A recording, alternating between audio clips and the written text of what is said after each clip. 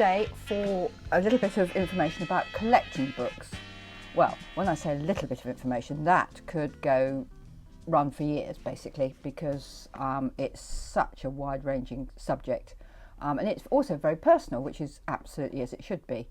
A little while ago, there was a huge sort of influx of collecting new first editions, to try and guess the new Harry Potter or whatever. So people were buying first editions in droves to try and sort of, as I say, foreguess what was going to be the next big seller.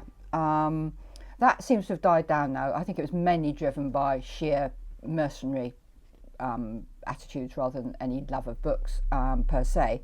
But again, there are a huge range of collecting, and it would be absolutely impossible and certainly very presumptuous of me to try and even second guess collecting areas. There are some obvious ones that spring to mind. Series are always a good one, and one of the all-time perennials is or are the shell guides, which were mainly done by or were certainly edited by John Betjeman and John Piper, which gives a whole extra dimension to the topic.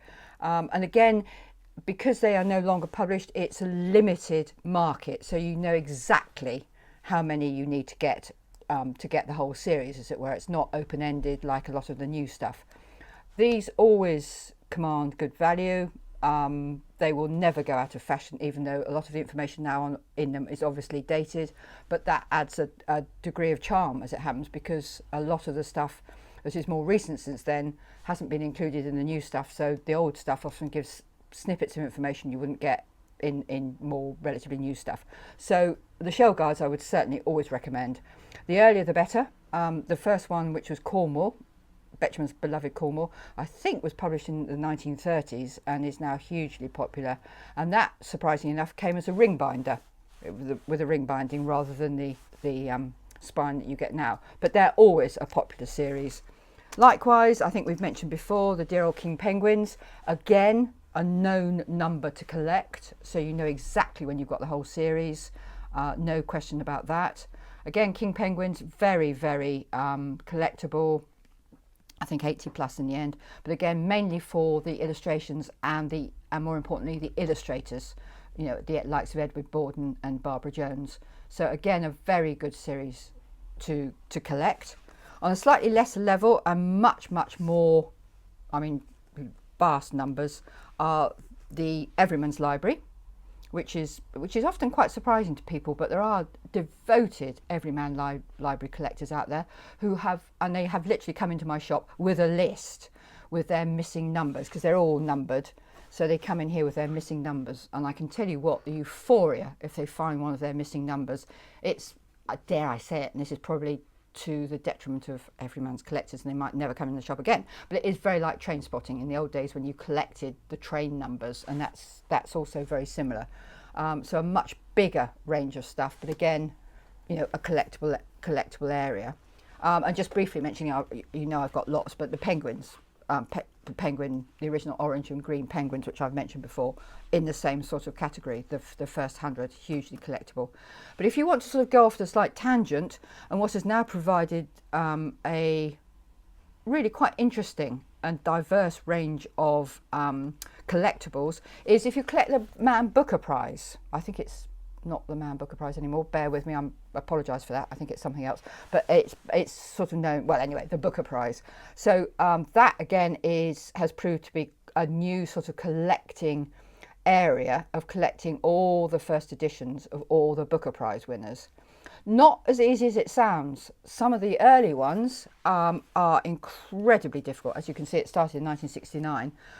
They are close to impossible to find, and certainly as a first edition, and because it's a literary thing in its dust wrapper, which is, as we've discussed before, so sort of integral to the thing of fiction, they are incredibly difficult to find. For example, the very first Booker Prize was awarded to P.H. Newby. Now, hands up who's ever heard of P.H. Newby. Basically a one-hit wonder. He did publish some more after that, but he actually was awarded the first one for Something to Answer For, and if you can come across that in a dust wrapper, you are, you know, despite the fact that it's got now very little literary merit. Oh, again, I'm being a bit judgmental here, but very little literary measure. But simply because it was the first ever Booker Prize winner, it's got a cachet all of its own. It's like all these things, they sort of gather their own momentum. And it was quite some time really before it began to really emerge as people who would come up with household names. Probably 1973, G.J. Farrell, and following that Kingsley Amis. The names then became more known, but that is a very sort of esoteric collecting area. And if you've got the patience and you really want to go for something different, then that I could recommend entirely, because that would take you a long time to get the whole collection, but it would be, you know, very rewarding financially as well, and also a lot of fun, I think, really along the way. So as you see, there's all sorts of disparate areas of collecting. As I say, there's no one particular one that I can recommend. I would probably recommend not bothering any longer with, you know, trying to guess the new Harry Potter. That's, you know, impossible. But again, another thing, talking of fiction, would be if you actually wanted to collect all the works of one author. And again, I would suggest certainly not people like Graham Greene or Huxley or Waugh, because their canon was huge and you'd really be pushed to try and find all that. Maybe get someone who's slightly lesser known, but published, you know, little pamphlets and things like that you could extend and try and find. I'm just trying to look around and see who possibly comes to mind. Maybe Paul Scott and his, you know, Jewel in the Crown. He did a lot of little extra pamphlets and things, but something of that ilk might be another alternative. As I say, for non-fiction, it's things like the Shell Guides and the King Penguins will always be good value. Or if you have a particular hobby yourself, trains, birds, whatever, then that indeed can also be a very interesting range of stuff to try and find, and you get the added value of not only adding to your books but also adding to your own range of knowledge about in things that you are already interested in. So as you see, the world is literally your oyster. If you're collecting books about oyster, that might be a bit more difficult, and I certainly don't mean the card. Where would people begin looking? Where would you suggest? Well, of course, the obvious knee-jerk reaction is always going to be online. That, I think, negates the whole fun of collecting, because it's there to be found, and the whole point of collecting is the serendipity of going into somewhere like my shop or many of the other shops, even charity shops, whatever, and coming across that elusive gem, which is so much more exciting and fun than just simply clicking a mouse and getting it delivered within 3 days. I mean, anyone can do that, and that's not really the object. If you're a true collector, that's not really the object of it. So really, just scour the old auctions. Always good value, auctions. They often have